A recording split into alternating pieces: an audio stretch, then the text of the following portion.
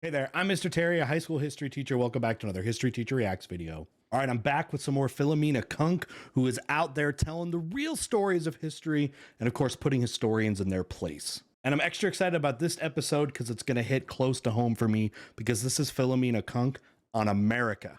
And as an American history teacher, I want to see what she's got on us. And without any more talking, let's get started. All right, there's two short little videos here, so this is part one. Links will be down below. All right, am I ready for this? She's gonna go right after my people and my home. But hey, I think there's a lot to make fun of. Let's see. Ask a medieval peasant where America was and you'd get a blank look. Would not have known. Or worse still, the plague. Colombo thought that if he sailed off the... It's that simple. First off, because in the Middle Ages, they didn't know the Americas existed in Europe. And yeah, I mean, you could get the plague in about any way possible. And I mean, if you're talking to somebody, you're probably going to give them the plague anyway, especially the pneumonic plague. So she's actually not wrong about either of those things. The edge of the map, he'd reappear on the other side like Pac-Man. By the way, something to note, this map is so interesting. And one of the things I like to do in my classroom is give different maps and like world maps and get students to organize them. Don't have to know exactly what year they were, but like make them chronological. So like this one, for example, would be one that would be, because it's European made, it would be before like Columbus's voyage. This has to be before 1492, and actually before any European probably reached Asia, because you can see this probably would have been in the it could be like mid 1400s, because the western coast of Africa is actually pretty well detailed. So it could have been around Henry the Navigator's time, but this would have been likely before Vasco da Gama, definitely before Columbus. But they're very close in time because Southern Africa was not real good. And you can see how messed up China is on this. That if he sailed off the edge of the map, he'd reappear on the other side like Pac-Man. At first, the European colonists found life in the New World hard. Luckily, some Native Americans taught them how to grow corn and where to fish. In exchange, the colonists introduced the Native Americans to smallpox. After... Not wrong. I mean, those early colonists, they got their butts saved by Native Americans. They because when they landed in places like Virginia, the soil was not very good for the crops that they were going to try to grow. And the Native Americans there, they taught them how to fertilize using like fish and things like that. And then eventually they get introduced to tobacco, which is going to be a huge, very important in North America, cash crop. And yeah, that relationship, it wasn't very reciprocal that way. Arriving in America to forge a life of honest hard work and toil, many of these colonists quickly discovered they couldn't be arsed. So they stole people from Africa and made them do it instead. What started the tension between... She's not wrong. That's exactly how kind of it went down. Slave labor, especially when sugar was shown to be a viable agricultural product, especially in the Caribbean area and down in Brazil. That's where it really got useful first, because those are the climates where sugar can actually be grown, and it's a very intensive labor process that they brought, entered the slave trade in Africa for. So, yep, sugar not growing in North America though, so that's where like tobacco and later cotton are going to be more viable. Between the British and the Americans instead.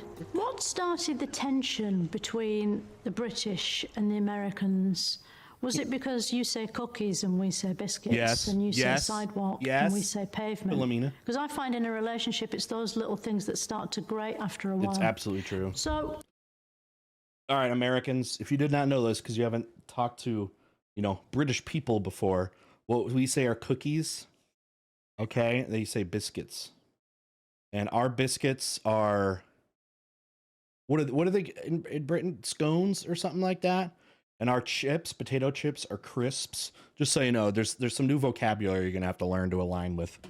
When the people in Boston got angry with the British, why did they just hold a prissy tea party instead of having a proper fight like British men would? Would you voluntarily, when you didn't have to, go to jail? It depends what facilities they had, I think. 76. Well, the tactic, and this was a smarter thing if you were a colony of the British, I don't care where you were, trying to put up a military fight right on the is not actually the smart way. The British are going to squash that thing violently. Where the American kind of separatists understood where you have to hit Britain is the wallet, in the pocket, right?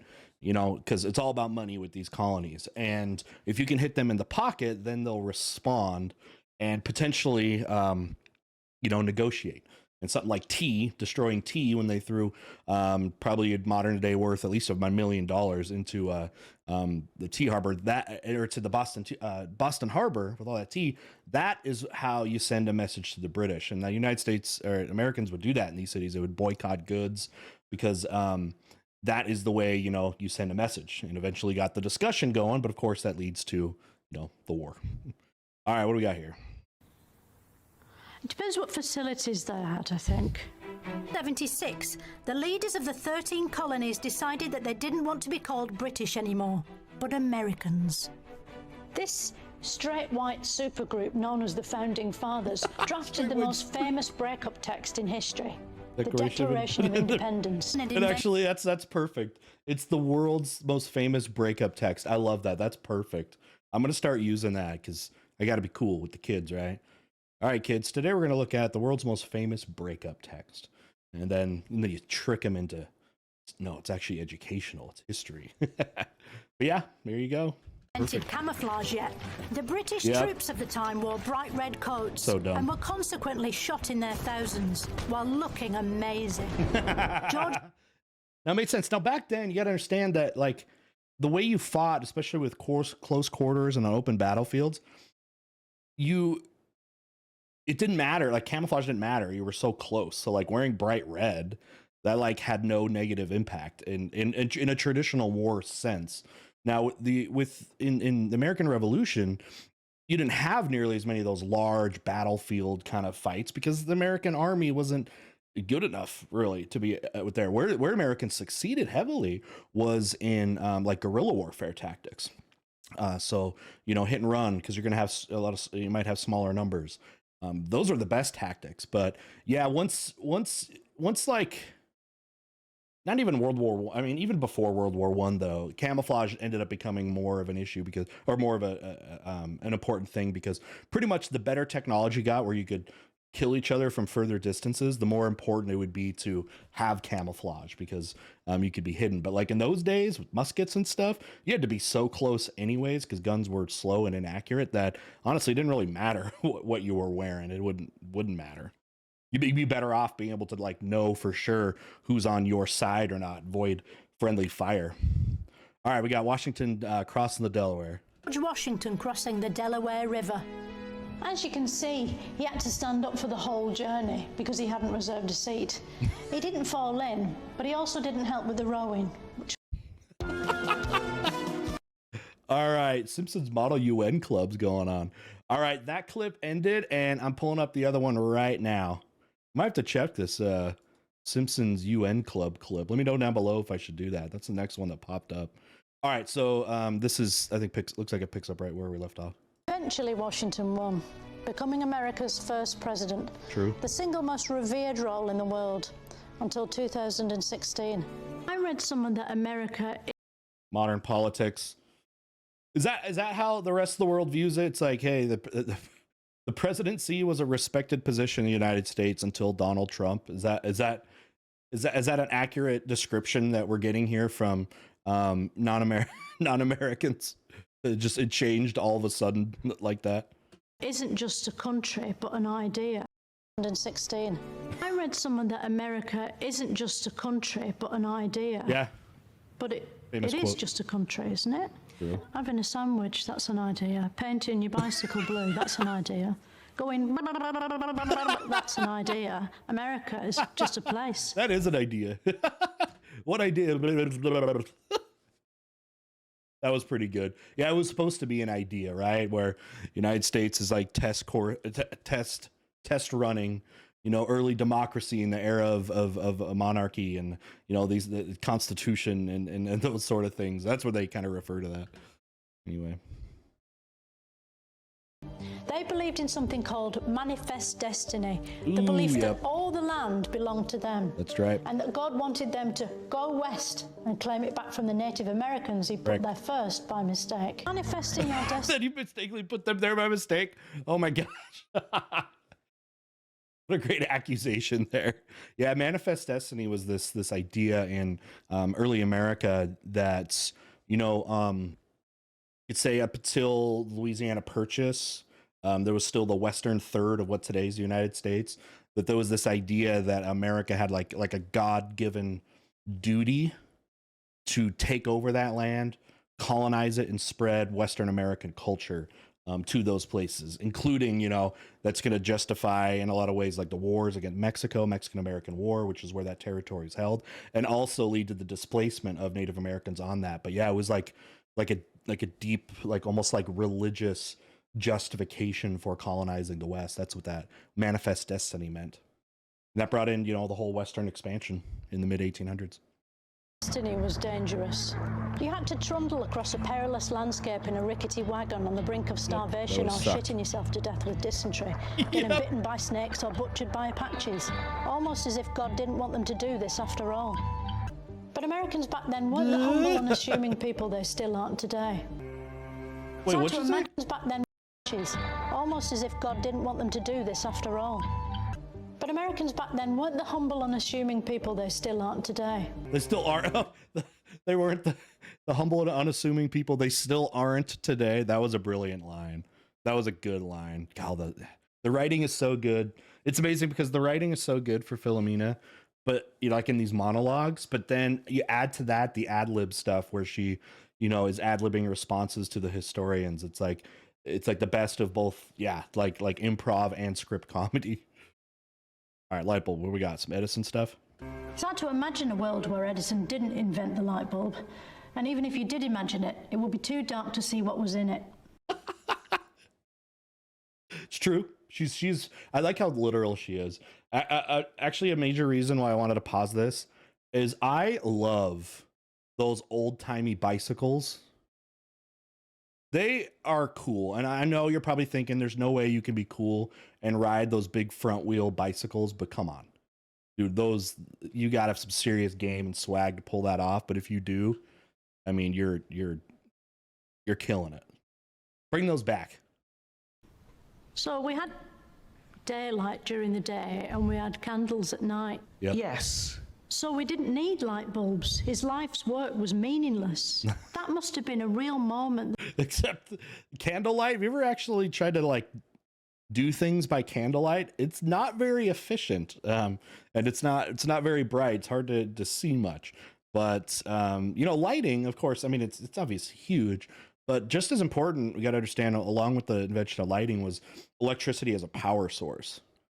Which is going to help kind of shift to the second stage of the Industrial Revolution, where you have electric power. The first time someone realized a plane needed a toilet. That's more impressive than the Wright brothers. Use of firearms is an integral part of their national identity. Oh, yeah. How come Americans have the right to kill anyone they want with a gun? Well, they don't. Murder is illegal in the United States, but they do have the right to own weapons. They have the right to bear arms. Correct. But bears don't have arms. They do, actually. Oh, do they? Yes. I thought they were legs. Well, I'm not a biologist, but I suppose that when they stand up, they're probably arms. Is that how we have to define? Would we say dogs have arms if they walked upright, or at least walked upright sometimes, like bears? Mining. With its cowboys and guns and steam train rides, America became known as the land of the free, which must have come as a surprise to all the slaves. But by finally thinking hard about the subject, I saw that one coming. The people of the northern states made a horrifying discovery: that inside each slave was an actual human person. Oh my gosh. Harsh. Yeah, I mean, one of the great ironers they say is, you know, like Thomas Jefferson, the Declaration of Independence, saying, you know, all men are created equal. And you're also referring to one of the largest slave owners that there was. So it's very complicated, that's for sure. Abraham Lincoln was shot in the theater box, wasn't he? Where is that on the body? Oh, I think And why was he shot? Was it because he wouldn't take his hat off? Because that's quite annoying in the theatre, isn't it, when someone's in front of you with a hat on? That's a good line. he was in the How did being shot in the head affect Lincoln's ability to lead? Well, he died. Well, it ended it because he died about 12 hours after he was shot. So he couldn't carry on. He couldn't. No, not Nope. as a corpse, unfortunately. Lincoln's That was great. Yeah, I was in the theater, Ford's Theater in Washington D.C. And yeah, if you wear the top hat, that's why he was killed, because he was blocking somebody. I mean, we all hate that in movie theaters, but yeah. John Wilkes Booth, actually a famous actor in that time, if you didn't know, was the assassin. But he was also a Confederate sympathizer, and at this time, the war was coming to an end, and the North was going to be winning. And yeah, assassinated him right in public, jumped off the balcony, said he'd messed up his leg and all that, and there was a manhunt for him for a couple days until they finally got him, and he died in the life shootout. may have been snuffed. I'm afraid.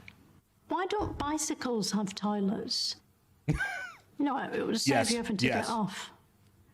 I might write that down and copyright it. Yeah. Philomena, I think you're right. There's just a big, I don't know what you would put, some butt contraption on your bike. Like if you're, what do they do in the Tour de France when they have to go for like miles? You can't stop. You just get good at holding it in. Do their fancy shorts absorb all the excrement? Okay, now I'm going down a rabbit hole. Help me out down below if you know the answers to those weird things. Anyways, back to real history.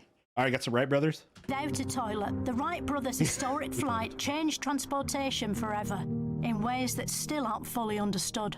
The Wright brothers did the first proper flight over 100 years ago. How come we're still not any closer to working out how aeroplanes actually work? That's your theory. We know the Do you want physics. to hear my theory? Okay. Wait, what's I think his they're wrong theory? on belief. It's just because we believe planes can fly that they do. So the media has to keep up the pretense, or they're just going to start dropping out of the sky. It's like the Tinkerbell effect. If you don't believe in her, it doesn't happen. So we haven't stopped believing in flight. So when we do hear about plane crashes, is that because at that moment everyone stopped believing? Can we test this? Can we use a scientific method for this? Same with Wi-Fi. There's no way that's real. We just have to go along with this Black banter. magic. The Civil War tore America apart, didn't it? Brother turned on brother. Did anyone get so conflicted they turned on them? But Abraham Lincoln's turned on story what? didn't have a happy ending. Turn on themselves or something, maybe? Like this, some of the stuff's been getting cut. Conflicted, they turned on them. But Abraham Probably Lincoln's BBC. story didn't Got have it. a happy ending. 5 days after the North won, a terrible fate befell him. He was forced to go to the theatre to watch a play. He was put out of his misery by a kindly gunman, but cruelly, not until the third act. All right, final thoughts. Hey, Philomena pretty much hit every black eye in American history at that time, and brought it right to the forefront there. She didn't go too easy on it.